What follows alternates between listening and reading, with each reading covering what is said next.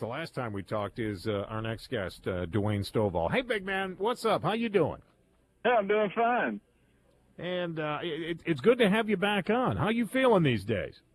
Man, I feel great. Matt, I've got the largest campaign in the state of Texas. Did you know that? One more time, you have the largest campaign in the state. I'll say it as many times as you want. I have the largest campaign in the state of Texas, bar none. Hey, what is the metric that you're using to make that statement? It's a simple math. I have over 1,000 volunteers. You know, it's funny because I hear so many people talking about you. I had a gal come into to Shaw's. I'm live at Shaw's Jewelry. By the way, are you taking care of your Valentine today? I hope you're not too busy. We are separated today, but I sent her 22 roses to show a rose of love for every year of our marriage. That was fantastic. You're a good man. You're a good man. But I had a gal come in, and she said, well, I heard you talking about Dwayne Stovall. What do you know about him? And I said, well, I know a lot about him, but I'm going to let him tell you. So there's a lot of people listening that know who you are, Dwayne, and you are someone that people are very, very interested in. And there's a lot of people that maybe are hearing your name for the first time. So this is a real simple question. Why would someone vote for Dwayne Stovall over John Cornyn? Or let's just say over Steve Stockman or Chris Mapp? The reason is I'm the one native Texan who is compelled to do this. Absolutely compelled. If you believe in certain historical truthisms, like you cannot get out of debt by creating more debt, if you believe that we're on a path that's going to lead us into a major, major economic problem that's going to hurt, and it's going to hurt everybody. If you believe that we are enslaving ourselves with the creation of debt at the federal level, then you and I are on the same page. I don't want governmental power. I don't want to rule anybody's life. I want you to manage your own life. But what we've got at the federal level today is running away with us, and it's taking our liberties every day, and we're less and less free instead of being the free and independent state we were supposed to be. I'm kind of hokey on that. I believe in the Constitution, and I believe we should have fidelity to it. And I think we need to go ahead and start reestablishing those states' rights and trying to rein in this out-of-control, unlimited national government we have today. I don't know if you heard, there was a call I had in earlier, and a gentleman said, look, Matt, we hear candidates running down their talking points, and that's good. But he said, how are they actually going to do any of these things? And I think that's what, when people, Dwayne, they hear you say these things, and I know you, and I know you're a guy that will make every effort to do those things. But how do you plan on accomplishing those things when all the other people that have gone to Washington, except for a few, have really been sucked up into the morass of that place, have never been able to get things done, have found that, you got to go along to get along? How is Dwayne Stovall going to make a difference? I get that question everywhere. What are you going to do to fix it? That's all they want to know. What are you going to do to fix it? Well, first off, there's no silver bullet for the federal government. The issue is you need someone who's never going to vote to increase the debt ever, never going to vote to increase the size and scope of the federal government ever, and never going to vote to give it unconstitutional powers ever. Once you've gotten beyond that, as a U.S. Senator, your role is to look after the best interests of the state of Texas. That's the reason our mantra is putting Texas first.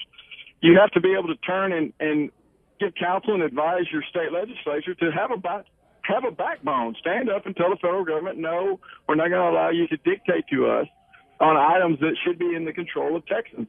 And you got to drive the discourse back to federalism, that principle that the states maintain the expansive powers. You've got to drive that discourse. It's a long-term issue. You're not going to have a silver bullet in Washington. We've got a century of this decline. We're not going to go fix it overnight. But you got to start somewhere. You get to Washington, you and Senator Cruz together begin to focus on getting done what we need to have done here in the state of Texas and in the United States. What was your thoughts on the cloture vote of John Cornyn, of all of a sudden caving at the last minute and voting with McConnell? Well, you and I have talked about this before, but I'll enlighten everybody. If you've been watching Senator Cornyn for the last decade, it was totally normal. It didn't shock me at all. It's election year kind of drama, It's no different than him voting against raising the debt in, September of '07, leading into the primary vote, or the primary election going into '08 to his second term. He votes against the debt. He's conservative, just like you know, and then the primary rolls around, and they pass the primary with him, and then in April, right after the primary, he votes to raise the debt again. This is procedural for him. He'll raise the debt forever. There's nothing about him that says he's going to stop doing that. But you look at what Cruz has done. I don't know how you feel about Senator Cruz, but it sounds to me like you line up pretty well with him. He's a guy that has taken a tremendous amount of flack from the Republican Party. And I forget the Democrats. I mean, they're always going to give him flack. I mean, the Democrats are always going to be who they are. But that's what's good about them, because you know who they are. It's the Republicans who tell you one thing and then turn around and do another, like Cornyn does. So you know why? Go ahead. You know why Ted gets? You know why he gets such good support from Texas, and why it's so sad that he gets so much pushback from the establishment Republican Party, especially on a national scale. But what's so sad about all of it is that what he's doing is he's showing what happens when you actually have principles. When you actually have a line that you won't cross, when you stand there for principles and you say, no, we're not going to do this to our kids anymore, we're not going to expand this anymore, we're going to try and stay within that constitutional bound. And what happens is the national government and all the establishment, right or left, doesn't matter who they are, when they get up to that level, they need the expansive debt and the creation of all this, the devaluation of all this currency. They need that to grow that federal government. It's always at the expense of the states, and him standing on principle should show everyone that is exactly what Texans are looking for. That's what I was looking for. And me as well. So let's talk about that a little bit. Dwayne Stovall joining us here this afternoon. If you're just tuning in, a lot of people very interested in Dwayne. A lot of people know who he is. He's endorsed by major Tea Party organizations across the state of Texas. The only ones. The idea that the Republican Party, we heard this from Senator Rand Paul, came to Houston, said that we've got to be more inclusive. We got to include people with earrings, without earrings, with ties, without ties, with tattoos, without tattoos. We got to be more inclusive. Got to have a bigger tent. Got to be nicer. Sounds to me like Rand Paul wants us to be more like Democrats. So, what are you? How do you respond to that when people say, "Look, you have to be more inclusive"? Do we need in Texas another Republican senator that believes we need to be more inclusive? What's your view on that? My view is we want to be more free. We want to be more free, and we want to be more free under the pretense of what the framers of the Constitution gifted us with. That's free and independent states that were separate but together. We were a union of free and independent states. If the states were allowed, I'm a Texan. There's 26 million of us here in Texas. Whatever we do with our social issues, whatever we do with our expansive power that the federal government's not supposed to have, that's our business. It's none of our business what they do in New York. It's none of our business what they do in California. Outside those enumerated delegated powers the federal has, we should manage our own affairs. The idea that we've got to have this big national discussion over every single issue is ridiculous. This nationalized viewpoint we've all fallen into over the last 100 years is killing us. It's forcing us to assemble with people that we normally wouldn't assemble with, and forcing them to assemble with us. So you would here's what I think, and you just tell me if you're. And I don't disagree with you, but I don't think we're keeping anyone out as conservatives. I don't think we're keeping anyone out. It's all a matter of if you want to join us. Instead of changing what we do and how we think, if you're interested in doing things and coming along and doing things the way we believe they need to be done, my God, the door's wide open. Join us. We'd love to have you. I'm not sure why we have these so-called conservative libertarian senators suggesting that we need to somehow change what we do. I don't want to hear another Republican politician tell me that I'm doing it all wrong, that somehow I have to be more inclusive. No, I don't. No, you're welcome. No. You're welcome if you want to come in. Inclusive is kind of a code word. Inclusive to me, depending on how you use it, that can be you're supposed to tolerate everybody, or you're supposed to be tolerant, meaning you're supposed to accept things you don't normally accept. I'm not there. I believe that the citizens of Texas should speak. And what happens in Texas, we should manage according to our traditional values, morals, and principles. And how we decide to run our affairs is how we decide. And how the people in Nebraska decide is how they decide. And how the people in the other states manage their affairs. And people will assemble in those states which most meet their ideology. What we have today is we have situations where Texans are arguing over whether or not you can murder a child in the womb at 20 weeks as a choice of birth control. And what happens? We have buses coming from outside the state of Texas to come try and influence policy in Texas. That's all this nationalized viewpoint. I'm way over that. I'm ready to change the discourse back to federalism and tell all the other states to stay at home, manage their affairs, and let Texans deal with Texas. Can I open this up if somebody wants to ask you a question or two while we got Sure. some time? Have you got time? I don't know what your schedule's like. No, go ahead. Anything for you. You're a good man. 713-212-5950. All right, if you want to ask Dwayne Stovall a question, 713-212-5950. We'll get a couple of calls in here. You and I met back in the before the 2012 election, and we had the town hall, and you and I sat there, and we actually stood there and talked. And at that point, did you have a notion when you and I were chatting that you were going to make this run? I think you were chewing on it. I think you were chewing on something. What made you decide to go for this? You're psychic. You're a psychic. No, I was. For those, I'm a Christian. I don't. If you are, that's great. If you're not, I wish you were, but that's okay. It's your deal. But I was praying over it a lot. I was having a little bit of an inner turmoil because, I'm just a dad. I'm just a member of the school board. I'm just a native Texan. But when it finally was laid on my heart, I needed to do this. It was early 2013. It was probably 3 months after you and I talked at the town hall. And I just decided, I got nothing to lose. My children have everything to lose or gain. And future generations of Texans are becoming less and less free, and I'd like them to be more and more free. So why not just change the discussion and let's get back to doing what this U.S. Senate role is supposed to do, which is look after the best interests of Texas. What'd your wife say?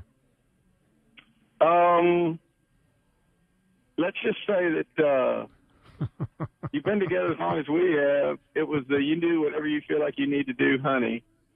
And then when I decided, she went, really? You really did it? It's like, where's all that support? No, she's very, very supportive, actually. She's very supportive. She knows this is very important to her, too. You have a lot of people that are behind you. This is it's not going to be unbelievable. easy. It Man, really is. I got to tell you, I'm so humbled. It just floors me. When I go to any town in the state of Texas, and I've got 4, 5, 6 people who are on my team, and they're just coming up to me, how are you? We're here to help, and it just floors me. I am the citizen statesman, or trying to be the citizen statesman I've wanted to see all my life, and that basically answered it for me when I said that no one's going to be that citizen statesman. I'll just have to do it myself, and that's what I decided to do. It just so happens I have a real clear understanding of the proper role of a U.S. Senator. Let me grab a quick call here, Dwayne. Dwayne Stovall joining us this afternoon. And, James, I'm going to get you in here while we have time. You're up. Go ahead. You're on with Dwayne. Yeah, I'm not going to say I'm necessarily a single-issue voter, but one issue that is very, very important to me and several people that are like-minded would be the Second Amendment. And obviously the Second Amendment seems to be the cherry-picked amendment for as much government intrusion as humanly possible. I want to know where you stand specifically on the federal government with respect to restrictions of rights concerning the Second Amendment. All right, James, good question. Let me let Dwayne answer that. I think I know already, but go ahead, Mr. Stovall. Well, as a member of the NRA and the GOA and a CHL holder, don't come up behind me at nighttime, but I can tell you this. I take the Constitution as written, as ratified, and as amended. And if you read the preamble to the Bill of Rights, it's crystal clear that the first Congress meant what they said, and that was the states came together of their free choosing to put further constraints on its abuses, meaning the new government. that federal government has no business sticking its nose into Texas talking about guns in any way, shape, or form. If they ever so much as say we're going to form a committee on guns, we should all rally at the Capitol and say you can't do it. When it says not infringed, it's the broadest term you could choose. You can't get near it. You can't talk about it. You can't breathe it. They shouldn't be anywhere near guns.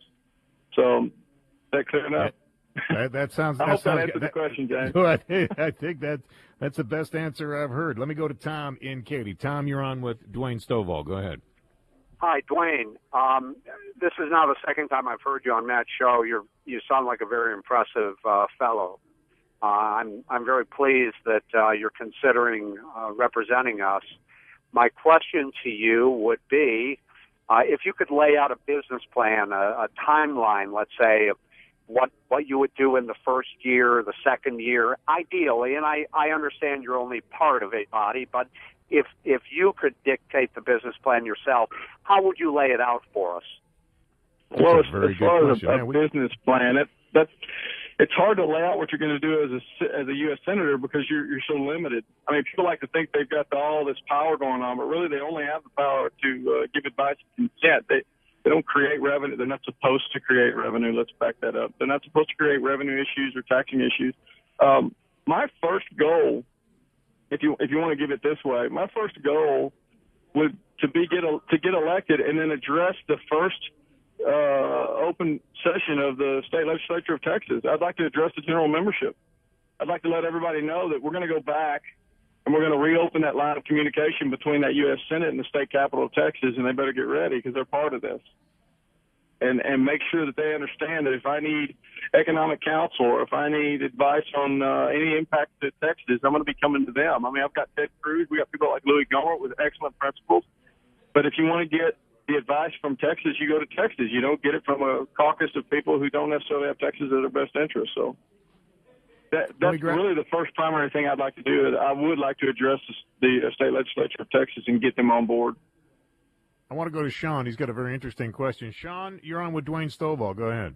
Yes, Mr. Stovall. First off, I want to say you got my vote right now. You sound like me, but more well-spoken, to say the least. This is going to sound like an odd question. It's just I've seen the Cornyn and the establishment-type politics, so they're going to find dirt on you. And I just want to know, I've done stuff that I'm not proud of in my life. Is there something that we're going to learn about you or whatnot that is going to happen in the future? I just want to give you the opportunity to get ahead of it.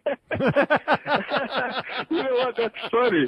That's funny. My wife knows me so well. I want y'all to understand, my wife and I went to high school together. And we met, she was 14 and I was 16, and she couldn't date yet. So it was just between classes visiting, you know.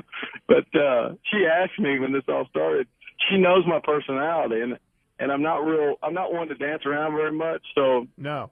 She said, what do you do if somebody comes up and says, you know, you were drunk and disorderly and disrobed on the hood of a truck in 1987? I would say, is there a question that comes with this? I mean, what do you do? There's nothing in my past that is one of those things where you're ever going to say or hide it or stick it in the closet. I'm pretty much open book. I don't really care about all that stuff. If we're going to get into behavioral issues when you were 20, then okay. But you know, you know, if and let's say this, and I want to grab one more call here, and we're running short on time. But Dwayne, I want to thank you for coming on. You're a good man. You're welcome. You know that in my view, the best thing that can happen is there's a runoff. There's a runoff election on the 27th. Because I think that's the way you take Cornyn down. I think you take him down by getting him in a runoff, and that's how that's done. When you get to that point, that's when the dirt comes out, and you know that. And this is why I asked what your wife said, because you know that Cornyn is not above. And we saw the same thing with Dewhurst when he was running against Cruz. They're not above going after you in any way that they can, and I think that's what Sean's. Dig. You know, I mean, and that's what he's. I don't think they found much on Cruz. I mean, Dewhurst tried, but I mean, all he did was dig his grave a little deeper. And I think that's. Would you agree that getting into a runoff with Cornyn is your best chance at winning this thing? I think that's the best second alternative. I think we just win it outright. I think polling. If you follow the excuse me, if you follow polling that we saw a few months ago, because you don't see that much polling anymore, amazingly, but his support was in the low 30s. His approval rating was in the mid-40s. So, but do they know you in Lubbock? Do they know you in Amarillo? Do they know you in El Paso? Do they know who Dwayne Stovall is? I've won 9 straw polls in a row heads up against Stockman and Cornyn. In our CD36, I won a straw poll that it was me, Cornyn, undecided, and Steve, in that order. I won a straw poll at a guns rally in Lubbock over a weekend, and I haven't been to Lubbock. And I won it, and Cornyn came in second there.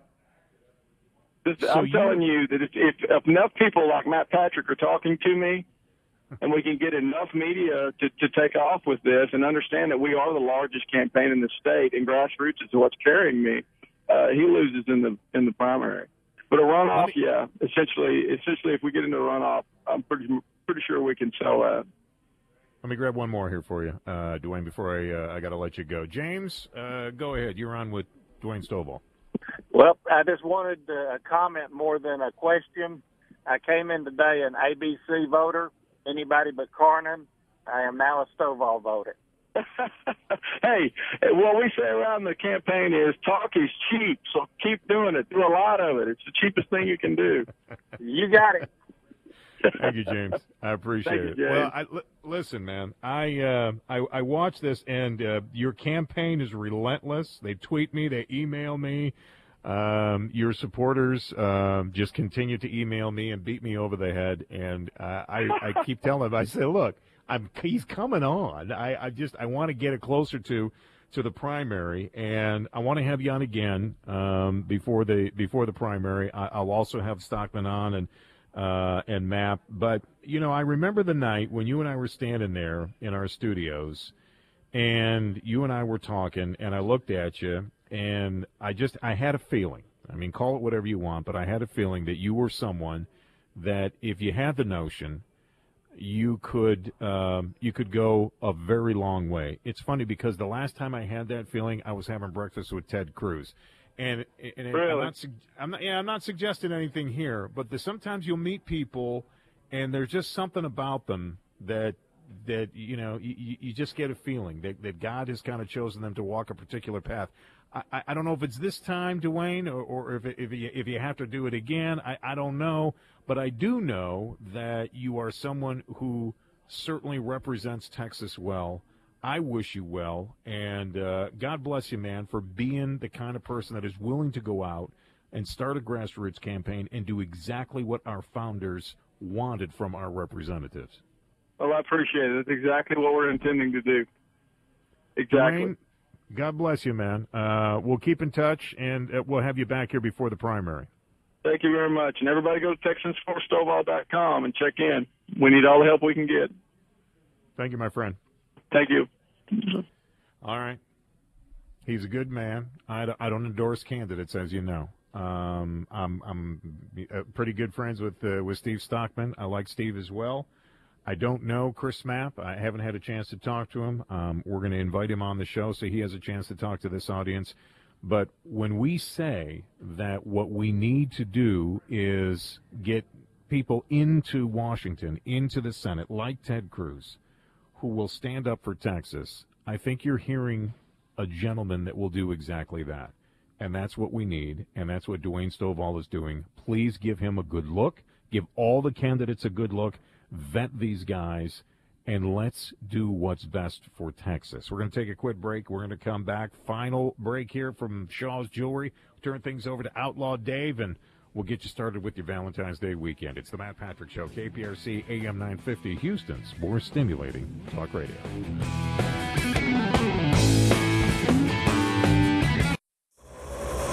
The Matt Patrick Show.